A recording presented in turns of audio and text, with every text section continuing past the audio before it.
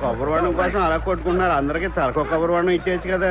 చెప్పకపోతే ఇచ్చి దొబ్బించుకోవచ్చుగా. ఒరే బూతులు బాబురావు, నీ తోటలే పట్టుకొచ్చిరా.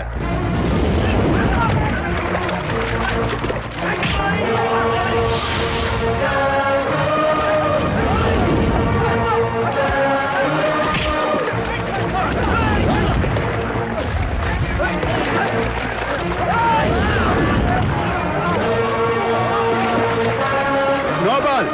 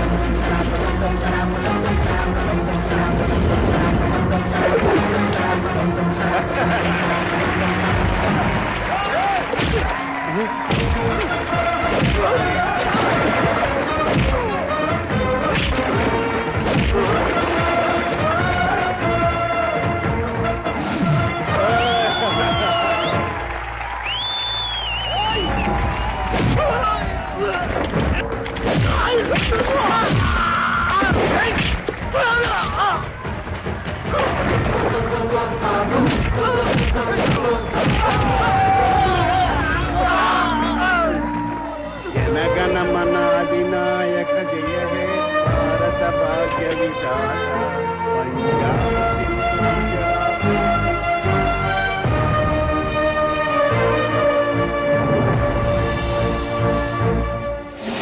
నీ ముఖానికి నవ్వు ఒకటి. తాడి చెట్ల పెరిగాడు, బియ్యం చదివాడు, కనీసం బియ్యంలో రాళ్ళు ఏరటానికి కూడా పనికి రాకుండా అలా టొమాటోలు తింటున్నాడు. ఈ తిట్ల వల్ల ఆడి జీవితం అలా పోలవరం ప్రాజెక్ట్ లో తయారైంది. అదిగో ఆవిడకి ఎక్కులు కూడా. ఒక్కసారి వాడి పెళ్లి చేసి చూడండి, బాగా కష్టపడి చెమటోర్చి మిమ్మల్ని తాత చేసి పెడతాడు. కూతురు చెప్పినా బాగా చెప్పేవరా. నీ తమ్ముడు కూతురు పెళ్లిడికి వచ్చిందిగా, వీడికి ఇస్తారేమో వెళ్ళాడుగు. నా జేబులో నిరోధ ప్యాకెట్ ఉందమ్మా. నా జేబులోనా? నీకు ఇదేం మాయరోగం? నిన్ను నిన్ను ఏం చేస్తారో చూడు. కావ్య పుట్టిన కాడి నుంచి మా సూరిబాబు పెళ్ళామనే కదా అనుకున్నా. నాకు ఈ పెళ్లి ఇష్టం లేదు. అదేంటే అంత మాట అన్నా? నీ కొడుకుని ఏం చూసి చేసుకోమంటావు? నాకంటే తక్కువ చదివిన చదువును చూసి చేసుకోమంటావా? పోనీ అందం చూసి చేసుకుందావా అంటే ఈయన గారు అభిషేక్ బచ్చను కాదు, ఆస్తి చూసి చేసుకోవటానికి అంబానీ మనవడు కాదు. పని పాట లేకుండా పనికి మాలిన వాళ్ళతో ఫైటింగ్లు చేస్తూ తిరుగుతున్న వాడిని చేసుకుని జీవితాంతం ఏడవమంటారా? పక్కింటి వెంకట్రావు గారు అమ్మాయి మీ ఆయన ఎవరు అంటే డాక్టర్ భార్యనని చెప్తుంది. ఎదురింటి వెంకటలక్ష్మి సాఫ్ట్వేర్ సుబ్రహ్మణ్యం గారి పెళ్ళాన్నని చెప్తుంది. రేపు ఈయన గారిని పెళ్లి చేసుకుని నేనేమని చెప్పాలి? ఊరికి మనగాడి పెళ్ళానని చెప్పుకోవే. బావా, నీకు నాకు పెళ్ళనేది జరగని పని. అంత మాట అనకే. పెళ్ళైతే మగపిల్లలు బాగుపడతారు. బాగుపడకపోతే నా జీవితం నాశనం అయిపోదు. నా తల్లివి కాదు, నీ కాళ్ళు పట్టుకుంటానే. అత్తమామలో నా కాళ్ళు గడికి కన్యాదానం చేయాలి. అలాంటిది నువ్వు దీని కాళ్ళు పట్టుకుంటావే? పౌరుషానికి ఏం తక్కువ లేదు. ఇక్కడ టచ్ చేసావే. నువ్వన్న అందరికంటే టాప్ గా నువ్వు షాక్ అయి షేక్ అయ్యే రేంజ్ లో నీ ముందు నిలబడిపోతే నా పేరు సూరిబాబే కాదే. మన ఊరి కాలువకి ఎవరో ఢిల్లీ ఆయన పేరు పెడతానన్నారండి. మీరు ఎలాగైనా ముఖ్యమంత్రి గారితో మాట్లాడి, మన తెలుగు వాళ్ళు కూడా చాలా గొప్ప వాళ్ళు ఉన్నారు కదండి, వాళ్ళలో ఒక్కరి పేరు పెట్టించండి. విమానాశ్రయానికి, వీధికి, కాలవకి, ఆఖరికి కాలనీకి పేరు పెట్టాలన్నా ఒక్క తెలుగోడి పేరు పెట్టరు. ఢిల్లీ నుంచే తెస్తారు. వాళ్ళ మీద ప్రేమ అనుకున్నా ఓట్ల కోసం. మరి సెలవండి. బాధపడమాకండి, గవర్నమెంట్ మారితే వాళ్ళు పెడతారులేండి తెలుగోడి పేరు. సంతోషం. సరే. మంచిది. నమస్కారం. రండి రండి, నమస్కారం. వదిన చెప్పుంటది అన్నయ్య గారు. బాబు గురించేగా. ఈడు గాలికి తిరుగుతూ ఇంటి మీద గొడవలు తెస్తున్నాడండి. ఏంట్రా నీ జాతకం మొత్తం ఈయనకి తెలుసులేరా? అంత విడమని చెప్పాలా? ఎక్కడ ఉద్యోగం అడిగినా డిగ్రీ తప్పినోడికి ఏమిస్తాం అంటున్నారు. సాయానికి వచ్చి దాపరికి వెంచుకురా. ఈసారి నేను ఎలక్షన్ లో నిలబడొద్దు అనుకుంటున్నాను. నా తరపున నా ప్రతినిధిగా సూరిబాబు నిలబెడితే ఎలా ఉంటుంది? ఏంటి ఈయన్ని నిలబెడతారా? ముక్కుకు సూటిగా పోయేవాడు, అన్యాయాన్ని సహించలేని వాడు ఈడు రాజకీయాలకు ఎందుకు పనికొస్తాడండి? వాడే కావాలయ్యా. ఓ ఏమిటికి పనికిరాని వాళ్ళు ఈ మధ్య రాజకీయాల్లోకి వస్తున్నారని అందరూ అనుకుంటున్నారుగా. మా రోజుల్లో సంఘ సేవ చేయటానికి రాజకీయాల్లోకి వచ్చేవాళ్ళం. ఈ మధ్య సంచి సేవ చేయటానికి వస్తున్నారయ్యా. ఇవన్నీ ఎందుకు గానీ వీడికి ఏదైనా ఉద్యోగం చూడండి శ్రీరాములు గారు. ఈ రోజుల్లో ఏ తల్లిదండ్రులను అడిగినా మా అబ్బాయిని డాక్టర్ని చేస్తాం, ఇంజనీర్ చేస్తాం అంటున్నారే గాని మా వాడిని రాజకీయాల్లో తీస్తామని ఎవరు అంటలేదయ్యా. రాజకీయ నాయకులు వాడు కొడుకుని రాజకీయాల్లో దింపుతున్నారు కదండి. ఉద్యోగం వస్తే గానీ వీడికి ఎవరో పిల్లనేమని అంటున్నారండి. పెళ్ళైతే గానీ వీడు బాగుపడేటట్లు లేడండి.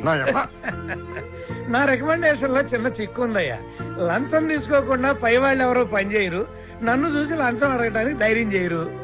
ఇన్నేళ్లు మీకు ఓటేసి చేతులు జోడించి అడుగుతున్నా, ఆయన దారి చేయండి అన్నయ్య గారు. సరేనమ్మా, డైరెక్ట్ గా ముఖ్యమంత్రిని అడుగుతాను. రేపు హైదరాబాద్ వచ్చి ఎమ్మెల్యే కోర్ట్స్ లో కలవమని. కలవరా? అమ్మయ్య.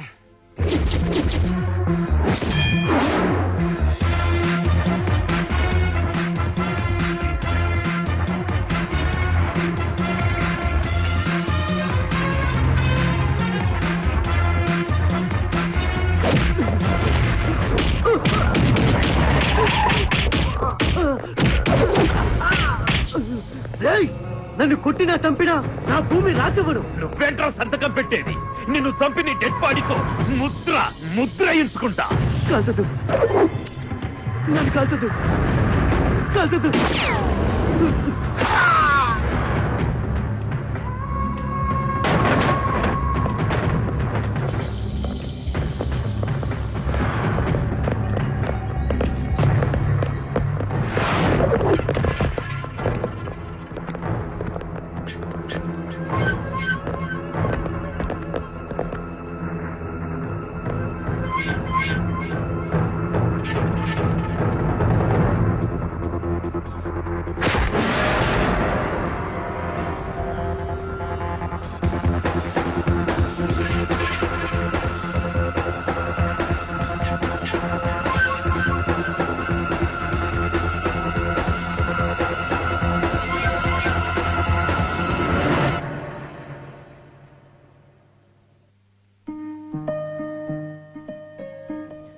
ఇటీవల హైదరాబాద్ లో జరిగిన తీవ్రవాద దాడులకు దేశవ్యాప్తంగా ప్రజలు నిరసన తెలియజేస్తున్నారు. దీనిపై ప్రజల అభిప్రాయాన్ని ఇప్పుడు చూద్దాం.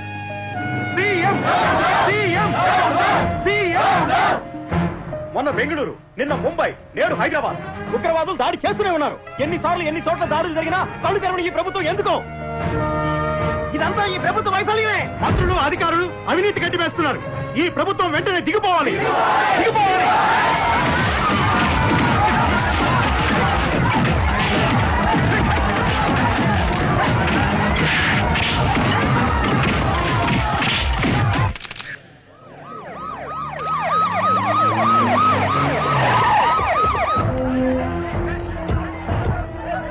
అధికార పార్టీకి వ్యతిరేకంగా మీరు రోజుకో ధర్నా చేస్తున్నారు. ఇలా ఎంతకాలం? ఈ ప్రభుత్వ హయాంలో నడి రోడ్డు మీద హత్యలు, మానభంగాలు జరుగుతున్నాయి.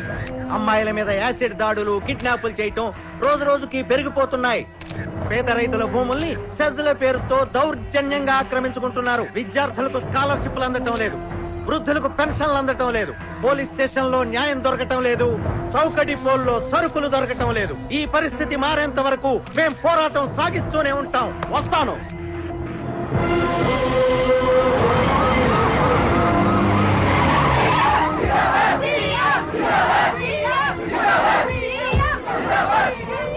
మీరు రాజీనామా చేయాలని ప్రతిపక్ష పార్టీ విమర్శిస్తున్నారు. దీన్ని మీరు ఎలా ఎదుర్కొంటారు? ప్రజలు కూడా దీన్ని ఖండిస్తున్నారు. దీనికి మీరు ఏం సమాధానం చెప్తారు? వాళ్ళకి ఏందయ్యా పని?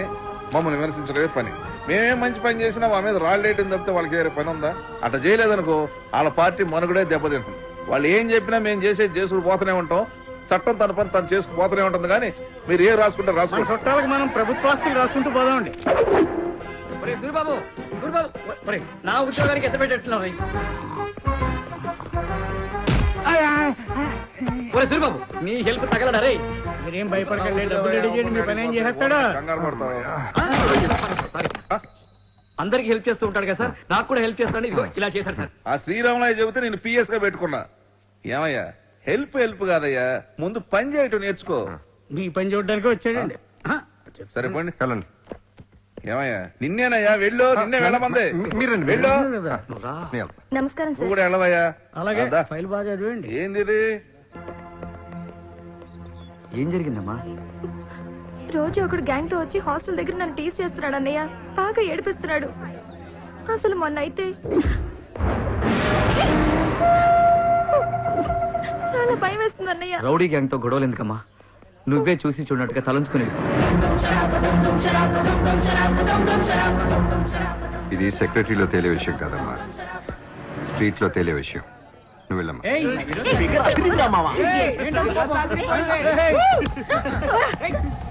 రేయ్ నా ఫిగర్ వస్తుందిరా.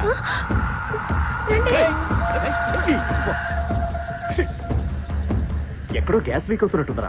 లీక్ అయ్యేది నీ టైర్లకు గాలి గాలి చంచినాడు. ఎవరా నువ్వు నా జీప్ టైర్ లో గాలి తీస్తున్నావు? ప్రాణం ఉన్న ఆడపిల్ల జీవితంలో గాలి తీస్తున్నప్పుడు తొక్కలో టైర్లో గాలి తీస్తే ఏంట్రా? రేయ్ నేనెవరినో తెలిసి ఆ పని చేసావా? ఎవడు పడితే ఆడు నేను ఎవరో తెలుసు అనేవాడే. తెలుసురా, నువ్వు మనిషివే, నేను మనిషినే. కొట్టుకోవడానికి పేరు కులం గోత్రం ఎందుకురా? రేయ్ బాసు, ఇది పద్ధతి కాదని నేను అంటాను.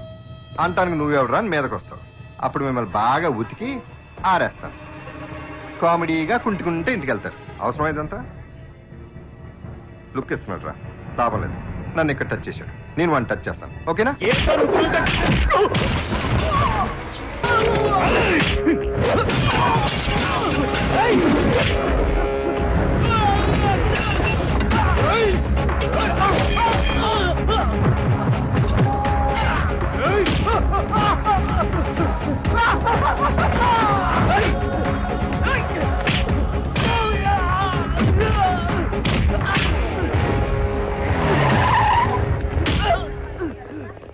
దీని గురించి పోలీసులకి ఏమైనా చెప్పారా? పోలీసులకి చెప్పినా ప్రయోజనం లేకపోయింది. మా అన్నయ్య ఫ్రెండ్ హెల్ప్ చేశారు. అదిగో ఆయనే. సార్ మీరు చెప్పండి.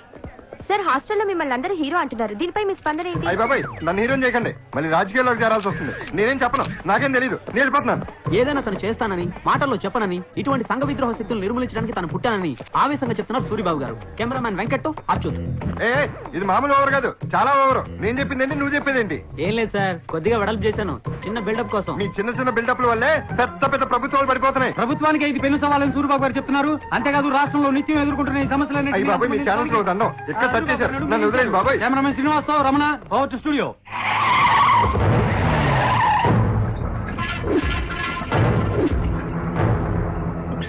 తమ్ముడు తమ్ముడు తమ్ముడు తమ్ముడు రేయ్ నా తమ్ముడిని కొట్టాడెవడో నాకు ఇప్పుడే తెలియాలి. పడకుండా పట్టండి, పడే.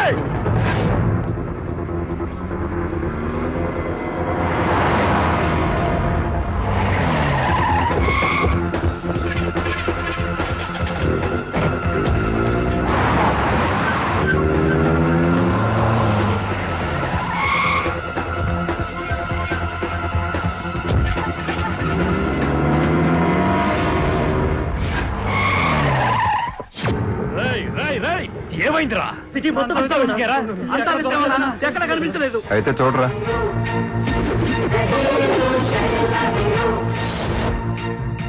ఎవట్రా నువ్వు? నేనెవరో తెలిసి నా ముందుకొచ్చావా? నీకు జుట్టు ఎక్కువ మెదడు తక్కువ ఆడికి తెలిసిపోయింది. నిన్ను అడిగానా? డ్రైవింగ్ ఎత్తుకెళ్ళి మిషన్ లో పడేయండిరా. రేయ్, నా బ్యాక్గ్రౌండ్ ఏంటో తెలిసే నా తమ్ముడి మీద చెయ్యేసావా? కళ్యాణ దొబ్బిని అనుకున్నావా? నీ బ్యాక్గ్రౌండ్ ఏంటో కనపడతానే ఉంది. నేను మాత్రం సీఎం అనుకుంటాను. డబ్బు ఎక్కువైతే 7 సార్లు తినండి, అంతేగాని ఆడపిల్లల జోలికి రాకండి. వస్తే కొడతావా? తప్పు చేస్తే ఎవరినైనా తొక్కి నార తీస్తా. అది నువ్వు కావచ్చు, నీ బాబు కావచ్చు, నీ తమ్ముడు కావచ్చు.